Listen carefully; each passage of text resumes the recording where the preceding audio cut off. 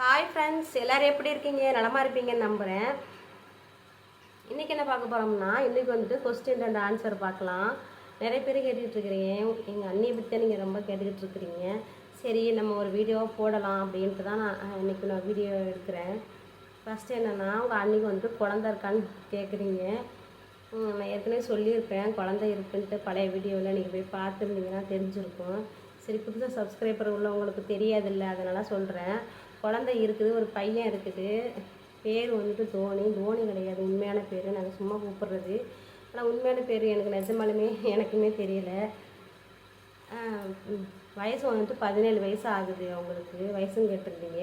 வயசு வந்துட்டு 17 வயசு ஆகுது. காலேஜ் ஃபஸ்ட் இயர் போனது. ஆனால் அதுக்கப்புறம் அது போகலை, பிடிக்கலன்னுட்டு சரின்ட்டு விட்டாச்சு. அப்புறம் இப்போ வந்து வீட்டில் தான் இருக்குது.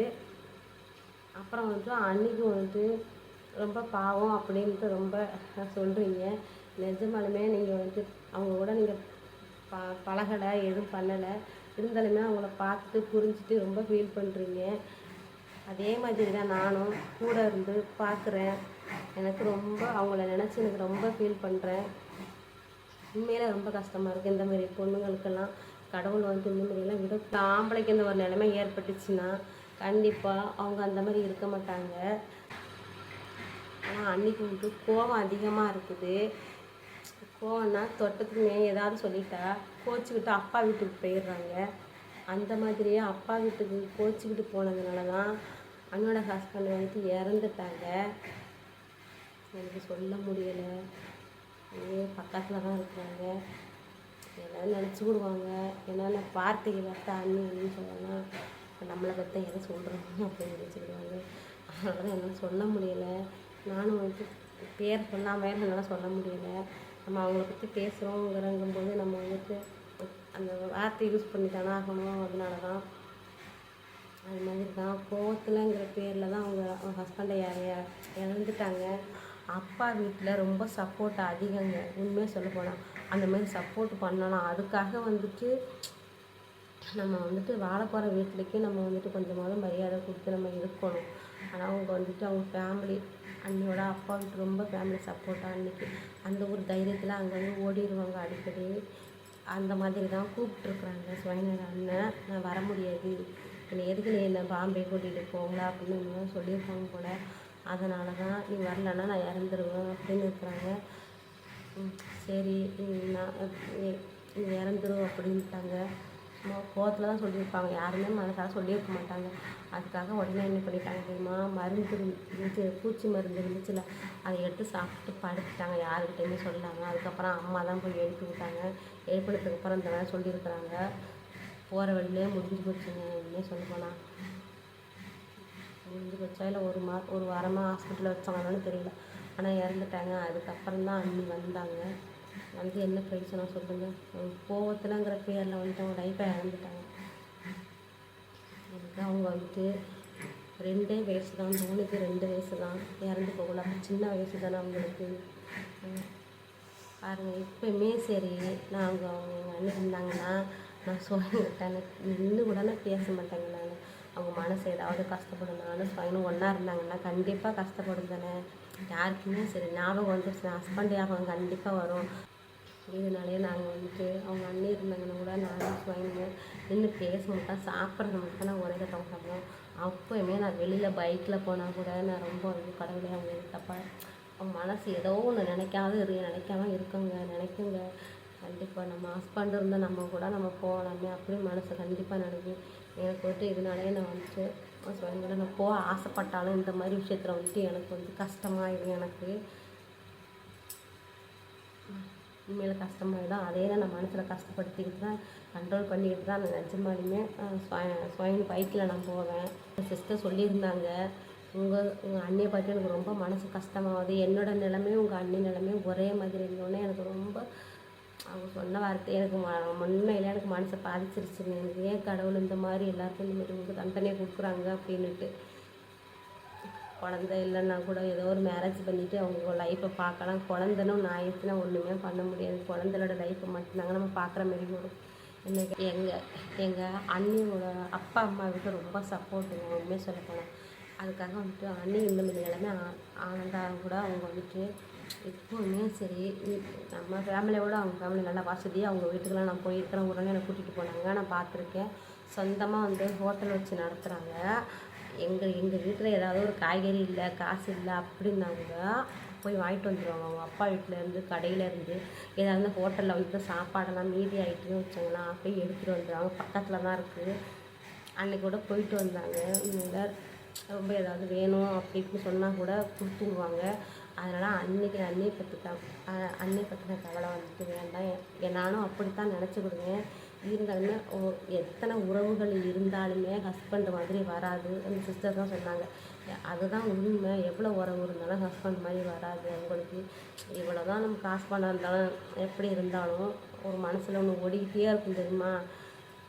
இது பண்ணுங்க. இன்னொரு கொஸ்டின் என்ன கேட்டிருந்தீங்கன்னா, நீங்கள் வந்துட்டு தனியாக சமைச்சு சாப்பிடலாம், நீங்கள் தமிழ்நாட்டில் செட்டில் ஆகலாம் இந்த மாதிரி கேட்டிருந்தீங்க. நிஜமாக சொல்ல போனால் எனக்கு மட்டும் என்ன ஆசை இருக்காதாங்க.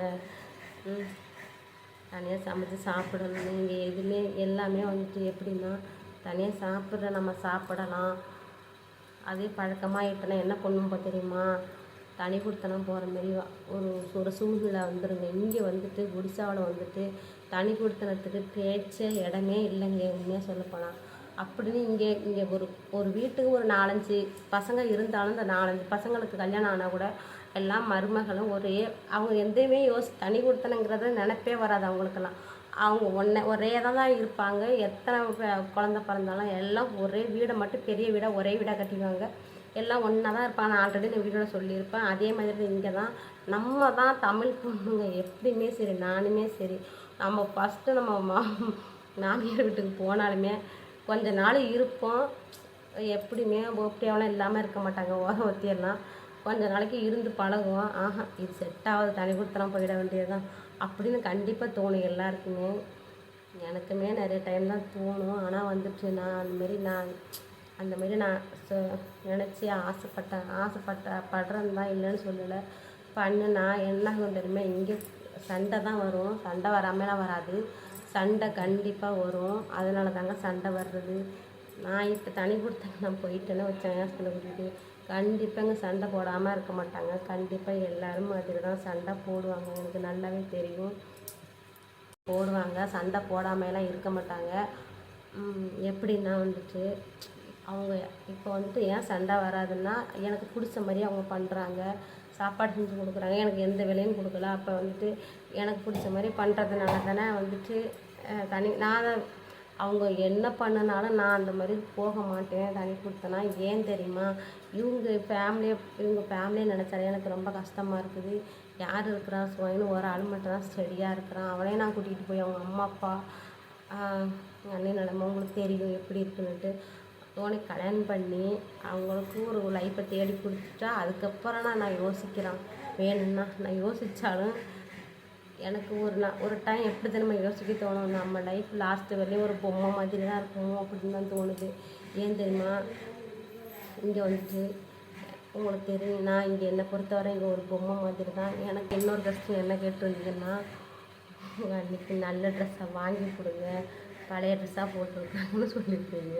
நிஜமாக சொல்ல போனால் எனக்கு தான் அவங்க வாங்கி கொடுக்கும். ஒரு ஃபேமிலியில் வந்துட்டு வரவு செலவுன்னு ஒன்று இருக்குதுல்ல, அது யார் பார்க்குறதுனா அவங்க தான் பார்ப்பாங்க. வீட்டு மூத்த மருமக யார் அவங்க தான் பார்ப்பாங்க. அவங்க தான் பார்த்துக்கிட்டு இருக்கிறாங்க. எனக்கு ஏதாவது வேணும்னா கூட நான் அவங்கள்ட்ட தான் கையெழுத்து நிற்பேன். எனக்கு ரொம்ப ஆசை என்னென்னா, அவங்களுக்கு நான் கொலுசு எடுத்து கொடுக்கணும்னு ஆசை வெள்ளியில். ஏன்னா இங்கே ஒரு வெள்ளி வந்துட்டு நல்லா இருக்காது, தமிழ்நாட்டு வெள்ளி மாதிரி நல்லா இருக்காது. தமிழ்நாட்டிலேருந்து ஒரு கொலுசு வாங்கி கொடுக்கணும் எனக்கு ரொம்ப ஆசை. நான் ஆரம்பத்திலே சொல்லிக்கிட்டு இருக்கிறேன். ஆனால் அவங்க கொலுசு போடலாமா என்னன்னு தெரியல. கேட்டுட்டு நான் அவங்களுக்கு அழகாக ஒரு கொலுசு வாங்கி கொடுக்கணும் என் மனசில் அப்படிலேருந்து ஆசையாக இருக்குது. கண்டிப்பாக அதை நான் செய்வேன், சீக்கிரமாக செய்வேன். அதுதான் அவங்க தான் எனக்கு எல்லாமே. அன்றைக்கி செப்பல் இல்லைன்னான்னு சொன்னால் செப்பலை எடுத்து கொடுத்தாங்க. எனக்கு அது ஏதாவது வேணும்னா ஒரு பொட்டு ஒரு செந்தூரம் எது இல்லைனாலுமே அவங்கள்ட்ட தான் நான் கேட்கணும். அவங்க தான் வாங்கி கொடுப்பாங்க. ஏன்னா ஒரு வீட்டுக்கு வரவு செலவுங்குள்ள அவங்கவுங்குள்ள நம்ம வந்துட்டு எப்படி வாங்கி கொடுக்குறது. என்னங்கிட்ட உண்மையாக சொல்ல போனால் நானே சம்பாதிச்சு நான் காசு வச்சுருந்தால் மட்டும்தான் நான் செய்யலாம். நான் என்னை பொறுத்தவரை அது இங்கே இல்லை. நான் என் பூவாவை நான் பார்த்துட்டு என்னுடைய பூவாவுக்கு இன்னுமே நான் வந்துட்டு எதுவுமே பண்ணலை. இன்னுமே நான் வந்துட்டு எதுவுமே நான் சேஃப்டி பண்ணலை. அது பக்கம் எனக்கு ஒரு பக்கம் மைண்டில் ஓடிக்கிட்டே இருக்குது. லைஃப் எப்படி இப்படியே போதா இல்லை லாஸ்ட்டு வரை எப்படியே போகுமா மாதிரி மற்றவங்கள்ட்ட நான் சாப்பாடு வாங்கி சாப்பிட்டுக்கிட்டே இருக்கிறதா நிஜமாக எனக்கு ரொம்ப குழம்பி போய் இருக்கிறேன். இப்போ தெரியாது, நான் நல்லா ஜாலியாக சந்தோஷமான வீடியோ போடணும்னு மட்டும் தான் நினச்சிட்டு இருக்கீங்க. நிறைய மைண்டில் ஃபுல்லாக ஓடிட்டுருக்கு, எனக்கு சொல்ல முடியாது. நான் வந்துட்டு மற்றவங்கள பற்றி ஃபீல் பண்ணியே நான் வந்துட்டு என்னோடய வாழ்க்கையை வந்துட்டு நான் வந்துட்டு இழந்துட்டேன். அவ்வளோதான், முடிச்சு போச்சு. அவனுக்கு தான் சொல்லலாம், லாஸ்ட்டு வேலையும் இப்படி தான் எடுத்து போகணும். ஏன்னா ஒருத்த வீட்டுக்கு ஒரு ஆள் தான் நம்ம கண்ட்ரோலில் இருப்பாங்க, நம்பனா இல்லை. எனக்கு இப்போயுமே சரி, எங்கே அரிசி இருக்குது, எங்கே பருப்பு இருக்குது, இனிமேல் சொல்லப்போனான்னு தெரியாது. வந்துட்டு தனியாக சமைச்சு சாப்பிடுங்க, உங்களுக்கு டேஸ்ட்டாக பிடிச்ச மாதிரிலாம் சாப்பிடுங்க. இல்லைனா அப்படின்னு சொல்லியிருக்கிறீங்க, இல்லைன்னா நீங்கள் அவங்களுக்கு சமைச்சு கொடுங்க அப்படின்னு சொல்லியிருக்கிறீங்க. நான் சொல்கிறேன், இங்கே வந்துட்டு நம்ம சாப்பாடு யாரும் சாப்பிட மாட்டாங்க. ஒரு நாள் நான் வந்த புதுசில் என்ன பண்ணாங்கன்னா, அண்ணி வந்துட்டு அவங்க அப்பா வீட்டுக்கு போயிட்டாங்க. வீட்டில் இல்லை, நான் மட்டும்தான் இருந்தேன். அப்பா அம்மாவுக்கு நான் தானே சாப்பாடு செய்யணும். சரி, அவங்களுக்கு நான் ஆசாசியாக நான் வாய்க்கு ருச்சியாக சாம்பார் செஞ்சு கொடுப்போம். ஏன்னா டெய்லி பருப்பு குழம்பா சாப்பிட்றாங்களே அப்படின்னு நினச்சிட்டு, சரி நல்லா சாப்பாடு டேஸ்ட்டாக சாப்பிடட்டுமே அப்படின்ட்டு அம்மாவெலாம் எனக்கு வந்து மசாலா அரைச்சி கொடுத்தாங்க. சாம்பார் மசாலாலாம் இருக்குல்ல, அம்மாவை தமிழ்நாட்டிலேருந்து கொண்டுட்டு வந்தேன். அந்த மசாலாவை என்ன பண்ணேன்னா, அதை போட்டு நல்லா காயெல்லாம் நிறைய போட்டு சாம்பார் செஞ்சு அழகாக கொடுத்தேன். நிஜமாக யாருமே சாப்பிடலைங்க, பிடிக்கலன்னுட்டாங்க. எனக்கு எந்த அளவுக்கு மனசு கஷ்டமாக இருந்திருக்குன்னு அப்போ தான் புரிஞ்சுட்டேன். என்னோடய ஹஸ்பண்ட் கூட ஃபோன் அடிச்சுட்டு, என்னோடய ஹஸ்பண்ட் கூட சாப்பிட மாட்டோம். இது பருப்பு குழம்பு மட்டும்தான். அவங்க டேஸ்ட்டு அப்படி ஆயிடுச்சு. நம்ம எவ்வளோ டேஸ்ட்டு செஞ்சு கொடுத்தாலும் சாப்பிட மாட்டாங்க, அதுதான் உண்மை. அது மாதிரி அவங்க டேஸ்ட்டு நம்ம சாப்பிட முடியலை. இல்லை நம்ம அதேமாதிரியே ஒரு நான்வெஜ்ஜெலாம் இங்கே எடுக்க மாட்டாங்க, சாப்பிட மாட்டாங்க. நம்ம டேஸ்ட்டுக்கு இங்கே சாப்பிட மாட்டாங்க, அவங்க டேஸ்ட்டுக்கு தான் நம்ம சாப்பிடணும். அதுதான் நான் தான் மாறிட்டேன், யாருமே மாற மாட்டாங்க. உண்மையாக சொல்லப்போனால் தமிழ்நாட்டில் உள்ளவங்க வந்துட்டு மாறுவாங்க, ஆனால் இங்கே உள்ளவங்க மாறவே மாட்டாங்க, பிடிவாதமாக இருப்பாங்க. பிடிக்காதுன்னா பிடிக்காது தான், அப்படி தான். உண்மையில் இதுதாங்க. எப்படின்னா நம்ம அட்ஜஸ்ட் பண்ணி போகலன்னு சொல்லலை. இந்த மாதிரி விஷயத்துலலாம் சாப்பிட்றதுக்கு நான் கொண்டு வந்த மசாலா போய் தொடவே இல்லைங்க. நான் ஆசாசி எங்கள் அம்மா அரைச்சி கொடுத்தாங்க. அந்த மசாலா ரொம்ப வந்து கெட்டு போயிடுச்சு, குறிப்பிட்ட நாள் ஆயிடுச்சு. நானும் சமைக்கிற மாதிரி இல்லை. நான் என்ன பண்ணட்டும், எனக்கு என்ன தெரியுமா ஆசை, ரொம்ப ஆசை. எனக்கு வந்து 4 மாதம் ஆகிட்டு நல்ல ஒரு சாப்பாடு சாப்பிடணும், நல்ல குழம்பு ஊற்றி நிறைய. அப்புறம் இன்னொரு விஷயம் என்னென்னா, எனக்கு ரொம்ப ஆசைங்க, நமக்குன்னு தனியாக ஒரு வீடு, தனியாக ஒரு கிச்சன் ரூமு, தனியாக ஒரு பூஜை ரூமு, நம்ம எல்லாமே நம்ம எங்கெங்கே இருக்குன்றது நம்ம கண்ட்ரோலில் இருக்கும் அப்படின்னு எனக்கு ரொம்ப ஆசை. எல்லோரும் ஆசைப்படுறதுன்னா அவங்களோட லைஃப்பில் அப்படி இப்படிலாம் பண்ணணும்னு அவங்களெலாம் ஆசை இருக்குன்னு, அது மாதிரி தாங்க எனக்கும் ஆசை, நிறைய ஆசை இருக்குங்க. ஆனால் இந்த ஆசையெல்லாம் எனக்கு வந்துட்டு இல்லாமல் போயிடுச்சு. என்னை பொறுத்தவரை நீங்கள் நினைக்கலாம், என்னால் ரொம்ப சோம்பேறி கிடையாது, என்னால் ரொம்ப சுறுசுறுப்பாக இருப்பேன். நிஜமாக சொல்லுவேன், எனக்கு சோம்பேறியே பிடிக்காது. எனக்கு சோம்பேறியாக இருக்கிறது பிடிக்காது. எனக்கு வேலையில் ரொம்ப ஆக்டிவிட்டாக இருக்கும், ரொம்ப வேலை பார்ப்பேன். நான் அவ்வளோ என் உடல் ஆரோக்கியத்துக்காக கூட நான் வேலை பார்ப்பேன். எங்கள் அம்மா வீட்டுக்கெல்லாம் போயிட்டேன்னா வச்சுங்களேன், எனக்கு பூவாகவே நான் கவனிக்க மாட்டேன். அப்படி வேலை பார்த்துட்ருப்பேன், ஏதாவது ஒரு வேலை பார்த்துட்டே இருப்பேன். இங்கே வந்துட்டு எனக்கு இந்தமாரி சும்மா உட்காந்துக்கிட்டு இருக்கிறது எனக்கு பிடிக்கலை. என்ன கேட்டால் நிஜமாக அதுதான் உண்மை. எனக்கு இங்கே வந்துட்டு எப்படி ஒரு பொம்மை மாதிரி இருக்குங்க. அவங்க சொன்னாங்க, இந்த வீட்டு மருமகள் நீ மகங்கிறாங்க. மகன்னா நம்ம இப்படி தான் பொம்மை மாதிரி இருக்கலாம், மருமகள்னா நம்ம வந்துட்டு இஷ்டத்துக்கு நம்ம உரிமையாக எடுத்துக்கலாம். மகள் பெஸ்ட்டா மருமகள் பெஸ்ட்டான்னு நீங்களே கேட்டு சொல்லுங்க என்கிட்ட. நான் ரொம்ப யோசிச்சு என் லைஃப் யோசிச்சு ரொம்ப ஒரு மாதிரி ஆயிடுச்சு. மற்றபடி இவங்க கெட்டவங்களாக இருந்திருந்தா என்னாலும் நான் உண்மையாக சொல்ல தனியாக போய் நேரம் ஒடிசாவில் நல்லா வாழலாங்க. இங்கேயே தனியாக வீடு கட்டி சூப்பராக வாழலாம். இவங்க எல்லாருமே நல்லவங்க இருக்கிறதுனால தான் நான் யோசிக்கிறேன். நல்லவங்களாக இருக்கிறாங்க, நம்ம அவங்க வழிக்க நம்ம போயிடலாம் அப்படின்ட்டுனாங்கன்னா அவங்க வழியில் நான் போகிறேன். மற்றபடி இதில் எனக்கு வந்துட்டு எனக்குன்னு ஒரு உண்மையாக சொல்லப்போனால் எனக்குன்னு என்ன ஒரு சந்தோஷங்கிறதே இல்லை, அப்படி தான் நான் சொல்லணும். நமக்குன்னு ஒரு சந்தோஷம்னு இருக்கும்லங்க. ஒரு இடம் சாப்பாடு இருந்தாலே எனக்கு போதுங்க, நல்ல டேஸ்ட்டாக வாய்க்கு ருசியாக சாப்பிட்றதே அது ஒரு சந்தோஷம் தான் என்ன கேட்டேன். ஏன்னா எதுக்கு சாப்பாடை பற்றி பேசுகிறேன்னா, எனக்கு பெரிய கவலை அது சாப்பாடு பிரச்சனையாக தான் இருக்குது எனக்கு. அதுதான் நான் சொல்லிக்கிட்டு இருக்கிறேன். நிஜமாக சொல்லப்போனால் நான் சாப்பிட்றதே இல்லை, ஒழுங்கு டெய்லி தண்ணி ஊற்றி சாப்பிட்டுட்ருக்கேன். லாஸ்ட் வரையும் எனக்கு எப்படி போயிடுமோ பயமாக இருக்குது. எனக்கு லாஸ்ட் வரையில் கல்யாணம் ஆன புதுசுலேருந்து நான் இப்போ தான் சாப்பிட்டுட்ருக்குறேன். இங்கே வந்தால் எனக்கு அது ஒரு பயம் எனக்கு. அப்படி தான், அதனால தான் நான் சொல்கிறேன். பாருங்கள், நான் என்ன சொல்ல வந்து என்னுடைய கவலையெல்லாம் சொல்லிக்கிட்டு இருக்கிறேன். சரி, ஓகே, அவ்வளோதான். சாமி கும்பிட வந்துட்டாங்க. மணி 6 மணி ஆக போகுது. நம்ம வந்துட்டாங்க.